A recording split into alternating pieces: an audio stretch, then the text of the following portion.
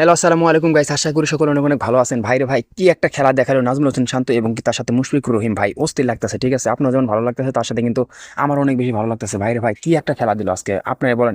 প্রথমে আপনি কিন্তু 45 রানের মধ্যে কিন্তু ভাই আমাদের 3টা উইকেট চলে গিয়েছিল, ঠিক আছে? সেটা কিন্তু অলরেডি আপনারা সকলে জানেন যে 45 রানের মধ্যে কিন্তু আমাদের 3টা উইকেট চলে গিয়েছিল। এরপরেই কিন্তু ভাই একদম টান্ডব শুরু করে দেয় সেখানে নাজমুল হোসেন শান্ত, তার সাথে কিন্তু মুশফিকুর রহিম। তারা দুজনে কিন্তু ভাই অলরেডি কিন্তু সেঞ্চুরি করে ফেলেছেন। অলরেডি কিন্তু মুশফিকুর রহিম 105 রান এবং তার সাথে নাজমুল হোসেন শান্ত কিন্তু 136 রানে কিন্তু বর্তমানে অপরাজিত রয়েছেন এবং ভাই প্রথম দিনের খেলা কিন্তু শেষ।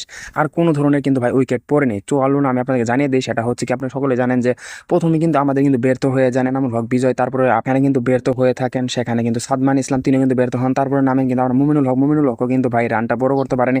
তারপরে কিন্তু ভাই আর কোনো উইকেট পড়ে নাই ভাই, এটা কিন্তু একটা দারুণ একটা ব্যাপার, আর কোনো উইকেট পড়ে নাই।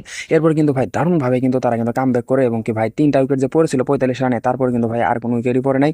তো এরপরে কিন্তু এখন বাংলাদেশ কিন্তু 292 রানে কিন্তু ভাই প্রথম দিনটা শেষ করেছে এবং কি সেঞ্চুরি করেছেন মুশফিকুর রহিম এবং কি তার সাথে নাজমুল হাসান শান্ত, দুজনে কিন্তু ভাই অলরেডি সেঞ্চুরি করে ফেলেছেন, যেটা আমাদের জন্য খুবই ভাই ভালো লাগার বিষয়। তো আশা করি পরের দিনটা বাংলাদেশের হবে এবং কি সেখানে বাংলাদেশ এই রানটাকে অবশ্যই 500-600 নিয়ে যেতে পারে কিনা সেটাই কিন্তু দেখার বিষয়। তো সবাই ভালো থাকুন, সুস্থ থাকবেন, আল্লাহ হাফেজ।